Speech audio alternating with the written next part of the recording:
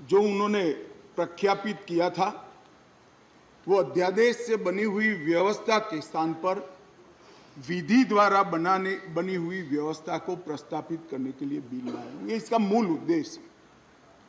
मैं सारी बातों का डिटेल जवाब दूंगा कि बिल क्यों लाना पड़ा, अध्यादेश लाने की जल्दी क्या थी, ये बिल कैसे संविधान सम्मत है, ये बिल कैसे सुप्रीम कोर्ट के जजमेंट को किसी भी एंगल से, किसी भी तरह से इसको वायोलेट नहीं करता है। ये सारी चीजों का मैं जरूर जवाब दूंगा। माननीय महोदय, चूंकि इतनी लंबी चर्चा इस सदन ने करी है, मैं दिल्ली की स्थिति को थोड़े शब्दों में जरूर सदन के सामने रखना चाहूंगा।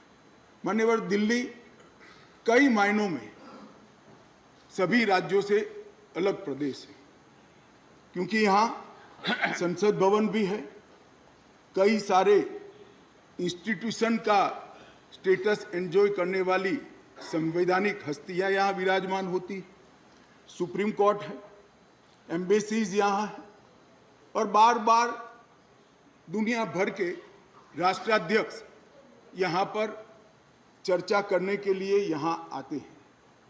मान्यवर, इसीलिए दिल्ली को यूनियन टेरिटरी बनाया गया है।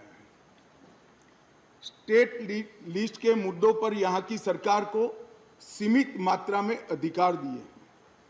दिल्ली असेंबली के साथ मगर सीमित अधिकारों के साथ यूनियन टेरिटरीज है। तो आगे पर जिसको भी दिल्ली में चुनाव लड़ना है, इसको दिल्ली के एक कैरेक्टर को समझना चाहिए। मान्यवर, मैं जब पंचायत का चुनाव लड़ता हूं और पार्लियामेंट के अधिकारों की मांग करता हूं, तो संवैधानिक रूप से पूरे नहीं हो सकते। हम जब चुनाव लड़ते हैं, दिल्ली के एमएलए का या चीफ मिनिस्टर की दावेदारी करते हैं, तब हमको मालूम होना चाहिए कि यूनियन टेरिटरीज है। और सपना तो मुझे कोई भी आ सकता है, मगर चुनाव में जो लड़ता हूं इसके हिसाब से भी हो सकता, सपने पूरे हो सकते हैं।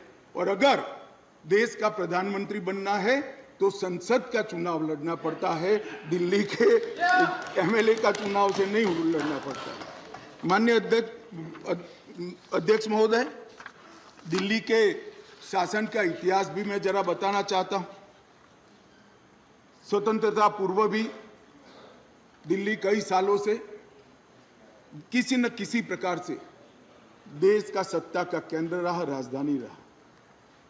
नजदीक के भूतकाल में चले जाइए तो 1911 में दिल्ली तहसील और महरौली थाना, ये दोनों को अलग कर राजधानी बनाया गया।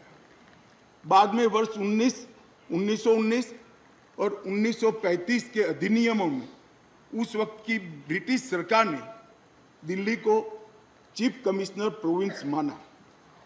स्वतंत्रता के समय के जब संविधान बनने की प्रक्रिया हुई, उस वक्त दिल्ली के स्टेटस के बारे में पट्टाभी सीतारामैया और बाबा साहेब आम्बेडकर की एक कमेटी बनी और ड्राफ्टिंग कमेटी ने दिल्ली की स्थिति को लेकर विस्तृत विचार विमर्श किया।